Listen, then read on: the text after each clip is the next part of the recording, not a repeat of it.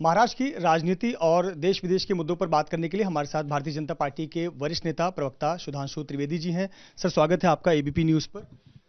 जी नमस्कार। एक विषय सबसे पहले तो आया है कि जो नया संसद भवन बनकर तैयार हुआ है उसे वक्फ बोर्ड की जमीन बदरुद्दीन अजमल जो है एआईयूडीएफ के, उन्होंने घोषित किया है। देखिए, ये अपने आप में बहुत गंभीर और चिंताजनक विषय है कि भारत की संसद को भी वक्फ बोर्ड की संपत्ति घोषित किया गया। यदि इसमें कोई सच्चाई है तो सोचिए कि किस आधार पर इसी भारत की संसद ने कांग्रेस के शासनकाल में 2013 में इस प्रकार का कानून पारित कर रखा है।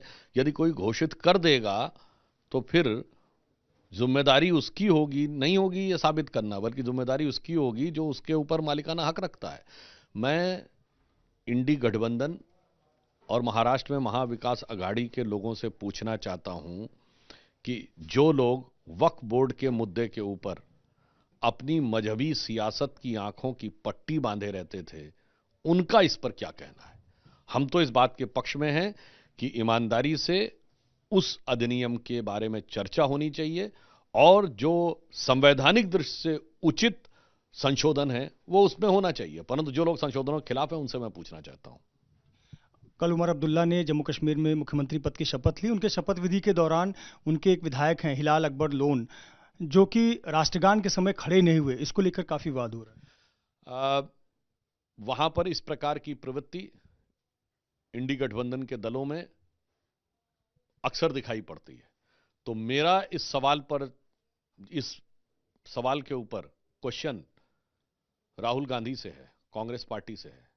आप उनके गठबंधन सहयोगी हैं, आपने मिलकर चुनाव लड़ा है, आप सरकार में साथ हैं, जबकि उसी नेशनल कॉन्फ्रेंस ने यह भी कहा हम धारा 370 वापस लाएंगे। आपका समर्थन पाकिस्तान का रक्षा मंत्री कर चुका है। अब यदि आपकी शपथ विधि में इस प्रकार का कार्य होता है तो हमें जवाब किसी रीजनल पार्टी नेशनल कॉन्फ्रेंस से नहीं चाहिए, हमें इंडी गठबंधन के स्वयंभू नेता जो 99 के नशे में हैं लोकसभा चुनाव के बाद से, हमें उसका जवाब चाहिए। हमें यह जवाब मल्लिकार्जुन खड़गे जी, राहुल गांधी जी और सोनिया गांधी जी से चाहिए। शिवसेना उद्धव गुट के प्रवक्ता हैं, राज्यसभा सांसद हैं संजय राउत, जिनका कहना है कि जो न्याय देवी की प्रतिमा को हम देखते हैं वो आंखों से पट्टी हटा दिया गया, अब आंखें खुली रखकर होते हुए भ्रष्टाचार के जो मामले हैं वो देखा जाएगा।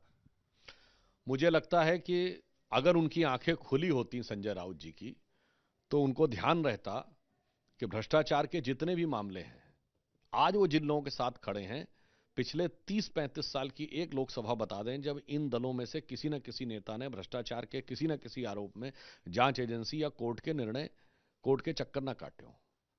संजय राउत जी को याद दिलाना चाहता हूं, राहुल गांधी जी और सोनिया गांधी जी जिस नेशनल हेराल्ड केस में मुचलके के ऊपर हैं वो अक्टूबर 2013 में हुआ था, हमारी सरकार नहीं थी। राउत जी, तब आप हमारे साथ हुआ करते थे।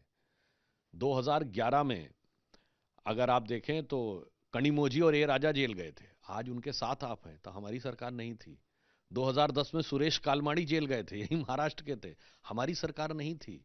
2008 में मधु कौड़ा जेल गए, 2006 में शिबू सोरेन जेल गए, 2000 में करुणानिधि जेल गए, 1997 में लालू प्रसाद यादव जेल गए, 1996 में जयललिता जेल गई, 1994 में झारखंड मुक्ति मोर्चा रिश्वत कांड हुआ, 1987 में राजीव गांधी पे आरोप लगे, 90 में एफआईआर हुए। संजय राउत जी, आंखें खोलिए, चश्मा उतारो, फिर देखो यारो, दुनिया नई है, चेहरा पुराना। महाराष्ट्र में आप आए हैं, महाराष्ट्र विधानसभा चुनाव के लिए प्रचार शुरू हो गया है। एक जो आरोप लग रहा है मौजूदा सरकार पर, गठबंधन सरकार पर, कि लॉ एंड ऑर्डर फेल हो गया है। आम आदमी से लेकर एक पूर्व मंत्री विधायक तक सुरक्षित नहीं है, अभिनेता सुरक्षित नहीं है। देखिए, जो अभी हाल की घटना हुई उसके बारे में हमारी सरकार, मंत्री और गृह मंत्री, माननीय मुख्यमंत्री और गृह मंत्री दोनों ने पूरी सतर्कता और संवेदनशीलता के साथ काम किया और सरकार ने पूरी तरीके से, कई उसमें लोग पकड़े भी गए हैं और कठोर कार्रवाई सुनिश्चित की है। परंतु जो हमसे सवाल पूछते हैं मैं उनसे पूछना चाहता हूं, ये वही मुंबई है ना जहां 26/11 का हमला हुआ था? ये वही है जहां पुणे, नासिक, नागपुर, कहां कहां धमाके नहीं होते थे? 2005 या 6 में लोकल ट्रेन में धमाके। और उसके बाद ये वही लोग हैं जिन्होंने मुंबई के हमले के बाद सिर्फ 9 महीने बाद जुलाई 2009 में शर्मल शेख में एग्रीमेंट किया पाकिस्तान के साथ और कहा आतंकवाद से शांति वार्ता प्रभावित नहीं होगी। मैं इतना विश्वास से कह सकता हूं, अब वो दिन चले गए जब कोई बाहर से आता था और मुंबई में धमाके करके चले जाता था। और इतना ही नहीं, मैं कोट करना चाहता हूं, पूर्व अमेरिकी राष्ट्रपति बैरक ओबामा ने अपनी किताब द प्रॉमिस लैंड में 2010 में भारत की अपनी यात्रा के दौरान डॉक्टर मनमोहन सिंह जी के बात के आधार पर लिखा है कि 2008 में 26/11 के मुंबई हमले के बाद भारत की सेना एक कड़ी कार्रवाई करने के लिए तैयार थी, परंतु उस समय की उस सरकार ने इसलिए निर्णय नहीं लिया कि उससे उपजे वातावरण से भारतीय जनता पार्टी को फायदा ना हो। तो राष्ट्रीय सुरक्षा हमारे लिए निष्ठा का विषय है, उनके लिए सियासी नफे नुकसान का विषय है।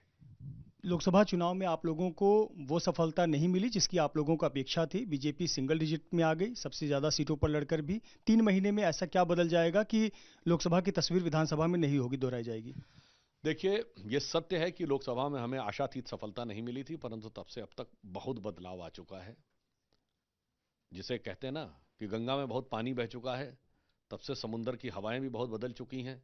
और मैं कह सकता हूं, पानीपत का प्रांत हरियाणा उस बदलाव का गवाह बन चुका है।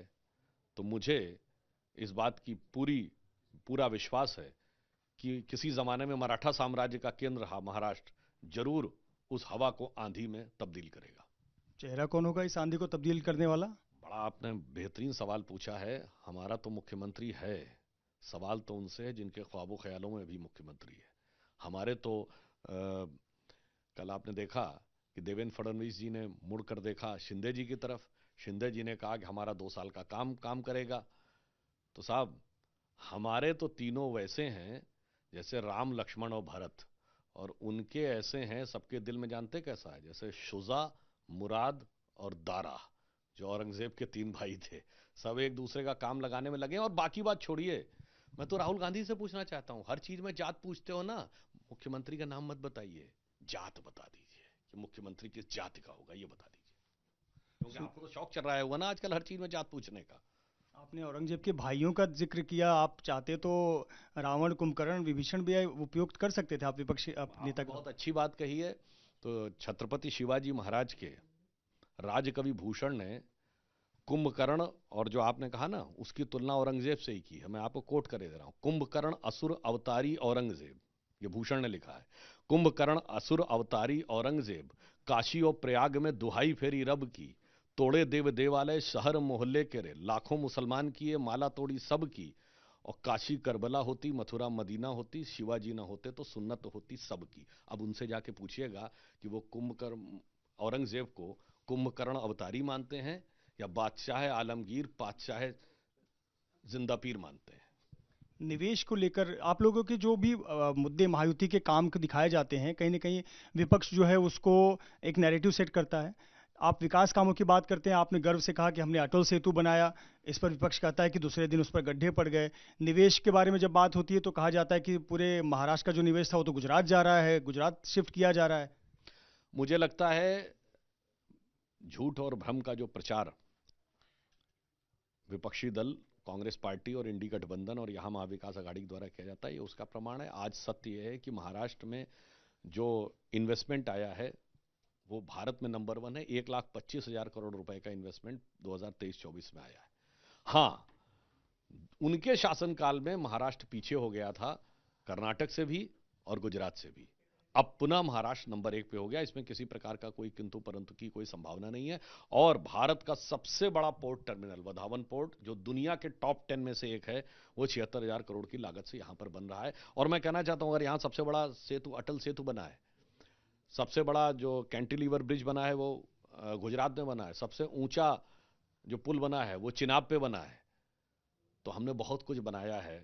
और भी किसी को देखना हो तो दिल की गहराइयों से देखिए, तो श्री राम जन्मभूमि का बढ़ता हुआ भव्य मंदिर भी देखिए। तो हमने देश भी बनाया है, समाज भी बनाया है और संस्कृति को भी बनाया है। एक मेरा आखिरी सवाल ये है कि लोकसभा चुनाव में महाराष्ट्र में एक आरक्षण का मुद्दा बहुत चला था, मराठा आरक्षण का, और ओबीसी कोटे में मराठा आरक्षण दिया जाए, ये विषय बहुत चला था और बहुत सारी सीटों पर ओबीसी बनाम मराठा समीकरण बन गया था। आप लोगों ने हरियाणा में कहीं ना कहीं सोशल इंजीनियरिंग किया, क्या वो पैटर्न महाराष्ट्र में भी किया जा रहा है और कैसे आप उम्मीद करते हैं कि आप आरक्षण के मुद्दे को हैंडल करेंगे? इस विषय पे हमारी पार्टी और हमारा गठबंधन पूरी संवेदनशीलता और निष्ठा के साथ कार्य कर रहा है। हमारी सोच और उनकी सोच में मूलभूत अंतर है।